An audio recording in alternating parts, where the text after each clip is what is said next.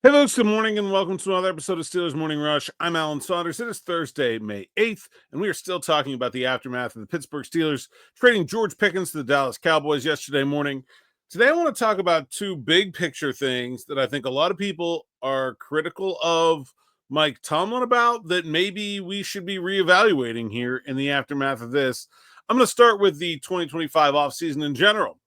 I know a lot of people, Mike Tomlin was sort of, I don't want to say misquoted. Yeah, he was. He was misquoted in his post season press conference in promising change. He didn't say that. He said change is inevitable in this business and that he expects there will be some. A lot of people ran with a 2 years old quote about him saying he was going to make some in-season changes after a loss to the Houston Texans in that time, erroneously. Regardless, there was an expectation that there would be changes to this team after a season that did not meet expectations. And a lot of people throughout the course of this offseason have decried the lack of change. And now, as we sit here on May 8th, the Steelers have shipped out both of their starting quarterbacks, their starting running back, and their starting wide receiver from an offense that finished 16th in the NFL last year. That's not accepting mediocrity. That's not saying that 9-7 or 9-8 or 10-7 is good enough. That's not saying just getting to the playoffs is good enough. That is saying the Steelers were an average offense last year, and they are acknowledging that that was not good enough. And they made significant changes to the personnel, almost as significant of a change as you can make to the personnel of that offense in an attempt to make the team better. They also, and this decision had been preordained, moved on from left tackle Dan Moore.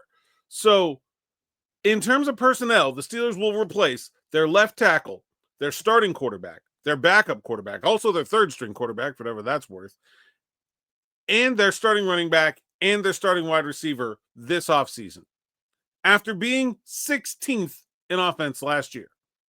That is taking mediocrity, looking at it, shoving it aside, and said, we can do better. We can do better than Najee Harris, drafting Caleb Johnson. We can do better than Dan Moore. We like Broderick Jones. We can do better than Justin Fields and Russell Wilson. We're going to get Aaron Rodgers and bridge to a 2026 first rounder. What's the plan for better than George Pickens? I don't know. It doesn't appear obvious at this point. But the big picture is a lot of people were really upset that there wasn't enough change. Here's your change. Seems like that's a lot of change to me. I don't know.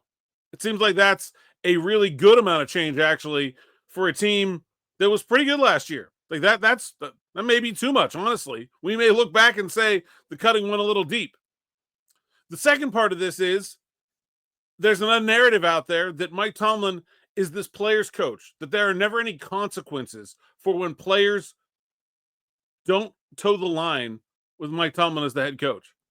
And here you have a supremely talented wide receiver, one of the best players on the team, one of the better players in the league at his position, especially for his role, traded for next to nothing. Why?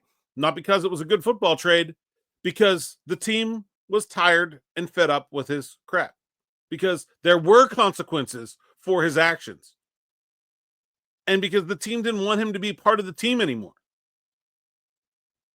The Steelers did not get better in talent with the trade of George Pickens.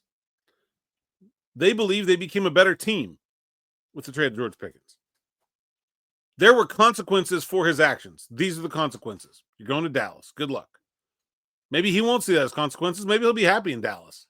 I mean, the Cowboys have kind of been run as a semi-lawless organization for a long time. Maybe it'll just be a better fit. I don't know. But the Steelers have made it clear over the last few years, there's been a clear shift in thinking from the teams of the late 2000s and 2010s to now, to getting rid of sooner rather than later their problem children. They're not going to wait until it becomes an Antonio Brown level problem to get rid of a guy that they think is not pulling his weight in the team concept. That's why they got rid of Chase Claypool. That's why they got rid of Diontae Johnson. That's why they got rid of George Pickens. There are probably other examples. But they're not just going to let you drag the team down. They're just going to move on, even if the moving on is not what they really think your value is. They got bad value for Diontae Johnson. They got bad value for George Pickens. They got great value for Chase Claypool. I still don't know how that one happened. But they're making it clear that if you don't want to be here, see ya. We'll find a better way forward. Najee Harris. I mean, look, Najee Harris is not, I don't want to put him in the same category as those people. But listen to the words Najee Harris said after he left the Steelers.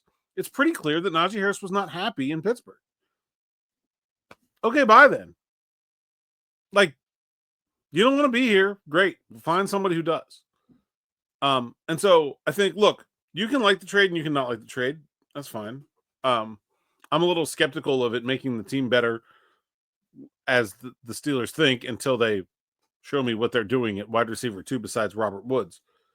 But I think you should, if you're one of these people that has been saying the Steelers didn't make enough changes this offseason, you should probably revisit that thought. If you're one of these people that's saying there are no consequences for misbehaving players under Mike Tomlin, I think there's overwhelming evidence that that's not the case.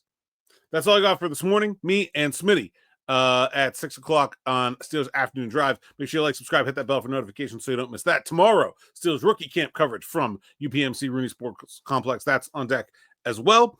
And until then, thanks for listening. Thanks for watching. Until next time.